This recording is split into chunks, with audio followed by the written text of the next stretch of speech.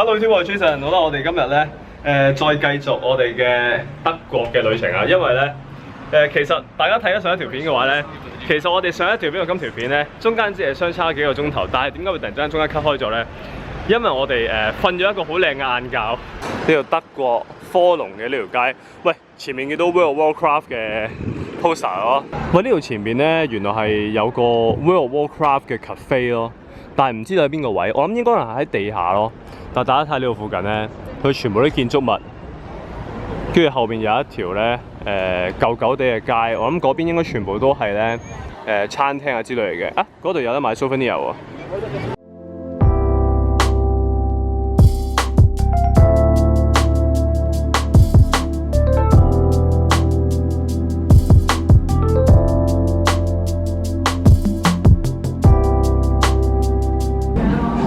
嚟到德國咧，一定要飲啤酒啦。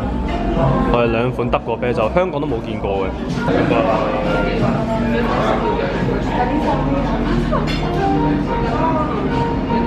哇，超容易入口嘅啤酒。但我想講咧，喺德國呢度咧，啤酒平過汽水咯。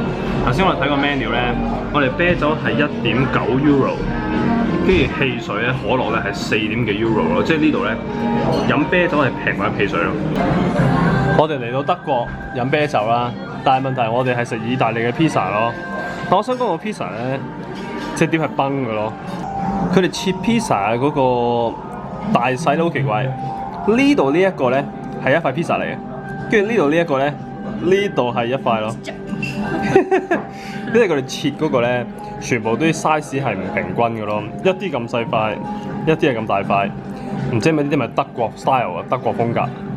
好啦，我哋咧食完 pizza 啦。雖然唔知點解嚟到德國咧要食 pizza 啦，但係咧間鋪頭細細間，啲碟係爛嘅，但係個 pizza 幾好食。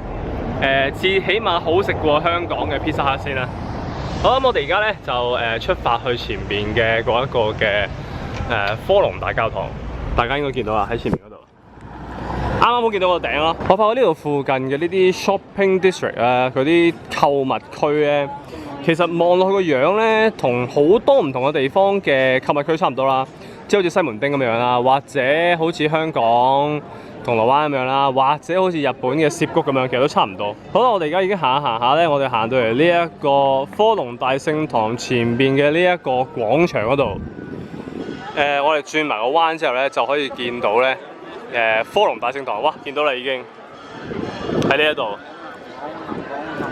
哇！好難相信呢一個大教堂咧，係喺呢一個16世紀定10幾世紀啊！總之佢歷時600年起出嚟嘅，呢個係我哋上網睇嘅嗰一個資料啊！佢呢個教堂咧，佢犀利嘅地方咧，唔係佢有幾大幾高咯，然後大家睇下佢嗰啲設計咧，佢全部啲雕像咧係好仔細嘅咯，全部都係。所以你明白呢個教堂咧點解要起600年咯？淨係雕一個咁嘅像啊，都雕成年啦，係嘛？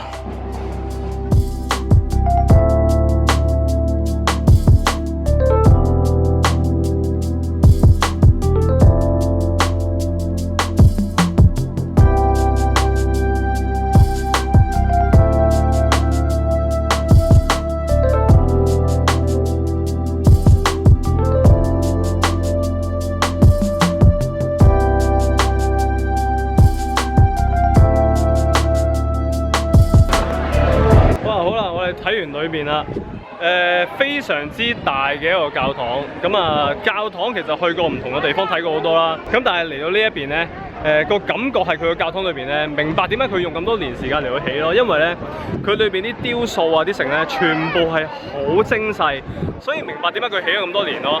同埋而家個教堂都未起完嘅，仲起緊嘅。咁所以咧，唔知會起到幾時真係。好啦，我哋而家咧仲有一個大教堂隔離啦。喺我哋呢邊行落去咧。行去隔離咧，嗰邊有個車站喺度，我哋想去睇一睇咧，究竟個車站咧，係可以搭車去邊度？因為其實我哋諗住咧，過2日咧，我哋會去荷蘭去阿姆斯特丹，咁啊，想入去裏邊咧睇一睇佢哋嗰個火車嗰個時間表。好啦，嗱，根據我哋以往去旅行嘅傳統咧，我哋係一定要買 postcard 嘅。但呢一張 postcard 會唔會有型過龍啊？嘔嘢喎，老細你嘔緊啲咩出嚟啊？好啦，我我哋買完手信、買完 postcard 咧，係時候入去個車站你望下咧。啲車飛係幾錢？雖然呢啲嘢咧可以上網可以 check 到嘅，又唔需要特登話走去個車站度睇嘅，咁但係咧都入去裏面望一望啦。我發覺德國呢度咧有個好奇怪現象就係咧，大家見到後邊呢度咧一上去就係月台嚟嘅咯。我哋係冇買飛，我哋冇入閘，但係咧佢呢度可以直接上到月台上面嘅咯。跟住我上網睇咗就係話咧，有好多人咧喺德國咧，佢哋係唔買飛走去搭車。如果唔俾人捉到嘅話咧，其實係冇人知嘅咯。但係如果一俾人捉到嘅話咧，就會罰好似唔知400-500蚊港紙咁樣嘅。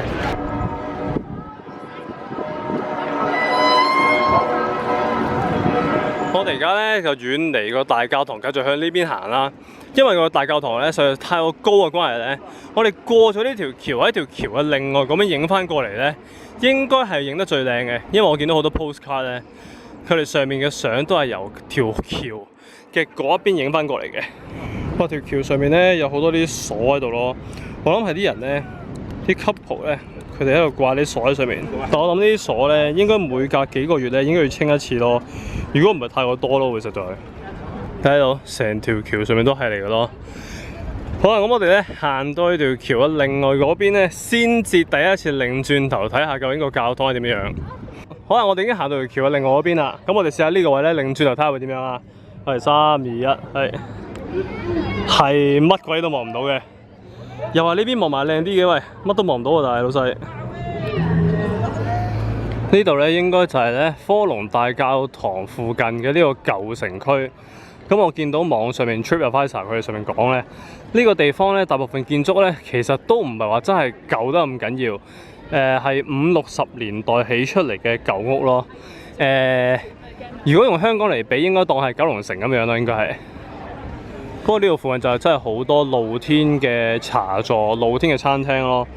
行路行得攰，其實呢度附近坐低咧，去飲杯嘢食啲嘢咧，其實應該都唔錯嘅。呢度附近咧，雖然全部環境都好靚，但係唔知點解歐洲俾我嘅感覺咧，係周圍多垃圾咯。好多煙頭啊，好多垃圾咧，啲人係隨街抌，周圍抌嘅咯。就算係頭先我哋嗰個大教堂附近都一樣，隨地都係垃圾。嗱呢度咧，佢喺個河邊咧，佢後邊啲草地喺度啦，有好多人咧係就咁攤喺啲草地度曬太陽啦，跟住或者喺度消磨時間咁樣。但我發覺德國呢邊咧，太陽落山都幾晏喎，因為我哋而家已經係差不多接近夜晚7點鐘，但係依然個天係光到好緊要咯。我諗可能起碼去到8、9點、10點鐘先至太陽落山咯。我哋去旅行咧，去出每一個地方都好咧，都要望一望佢哋當地嘅超級市場嘅文化。咁啊，睇下啲物價啊嘛。只要喺超級市場嗰度睇下啲食物啊、嘢飲啊、生果嘅價錢咧，大概就可以理解到佢呢個地方咧個物價同埋嗰個生活指數大概係點樣。就譬如水咁樣啦，8毫9 Euro，8毫9 Euro 咧，大概佢計埋稅嘅話，應該8個幾港紙。